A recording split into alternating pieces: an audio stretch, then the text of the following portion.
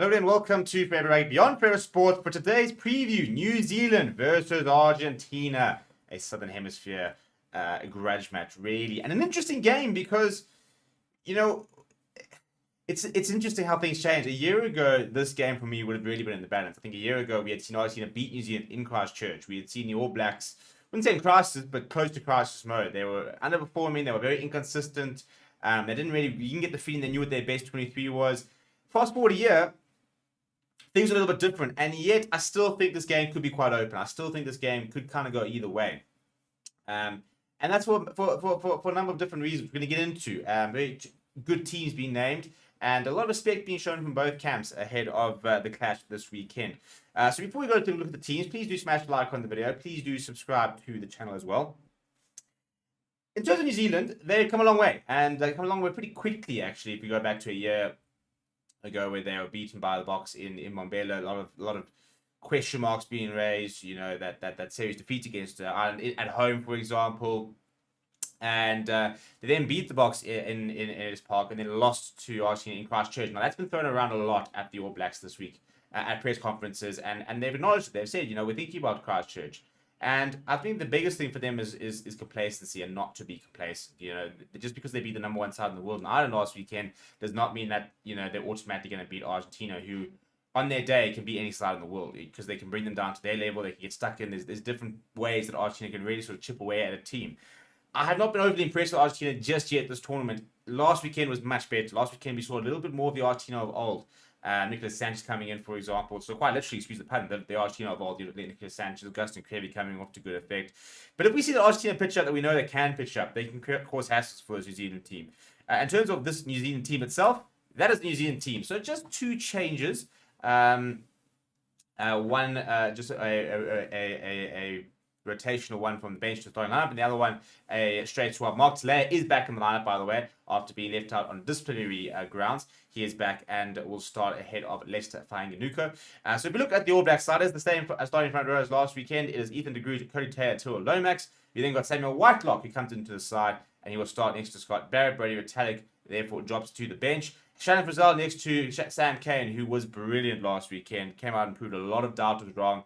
And you could see was out there to prove a point, and boy did he prove it. And then Artie Sophia, who I was privileged enough to be there and watch, what could have been one of the greatest individual performances I've ever seen. He was asked if that was his best performance, and he said he doesn't sure. You know, he's obviously not the one to confirm or deny that, but I think it was close to his best.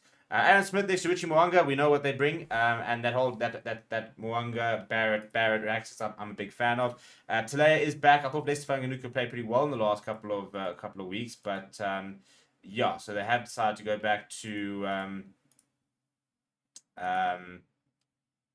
Talaia. So gone back to the band that they've backed in the big games the last few months. He's got Will Jordan on the other wing, Bowden Barrett at full back, who again I thought was fantastic last weekend. And then in the centre is Jordy Barrett. What a revelation he's really been. If we think that he's only been playing inside centre for about 2 years now, really. Rico Wani at 13. Then off the bench, it's still continue with Dan Carls, Tamati Williams, and Fletcher Newell as the replacement front row. Then Brady Retallick, Dalton Papali'i, Finley Christie, Damien McKenzie, Anton Leonard Brown. A lot of X factor coming off the bench, and the likes of Christie, McKenzie. Nice, a big fan of Dalton Papali'i as well. So it's a good side. It's a very good side, and it's a consistent side. You know, they've kind of found their players they really trust. Yes, they back the other players, but I think they know their best 23. I think they know their best 15, and that's kind of how they're going with it. In terms of Argentina, this is how they line up. Just the solitary change to the starting 15 as Gonzalo Bertrano comes in there for Kobeli. So in the front row, Thomas Gajo next to Julio Montoya and Francisco Gomez Cadella. These three need to step up because New Zealand won the scrum battle against Ireland, and that was a big part of them getting that result. And so these, the Argentinian front row have got to step up and try and make sure they don't have the dominance that they had against the All Blacks.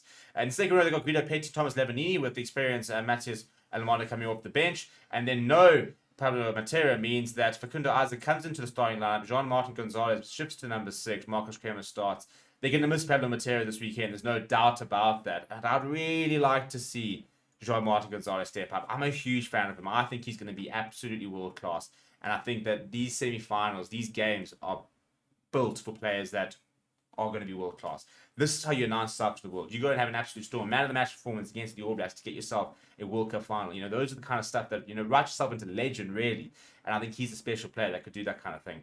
The halfback pairing with Gonzalo Bertino and Santiago Carreras, we've seen them quite a lot this year, so they will reignite that partnership. We've then got a centre pairing of Santiago Chukwubares and Lucio Sinti, quite a lot of continuity there. Mateo Carreras, who we've seen has got that attacking flair. Mariano Buffelli and that ever-present boot of his, as well as Jean-Cruz Malia at full back. Then off the bench, the most capped Argentinian player of all time in Augustin Creevy. You've got Joel Slavi, Eduardo Bella, Matias Alemano, Rodrigo Bruni, Latura Vazan-Vales as your reserve scrum off. Nicolas Sanchez will be looking to try and seal out the game and bring that experience he brought last weekend. Matias Moroni closing out the 23 there. Very good Argentinian side. It's about them pitching up. It's about them leaving it all on the pitch, really. It's going to take a perfect performance to beat this All Black side. They do have it in them. Will they bring it? I'm not sure. Let me know what you think down in the comments below. Please do smash a like on the video. Please do subscribe to the channel as well. Thank you very much for watching. My name is Steven. I'll chat to you soon.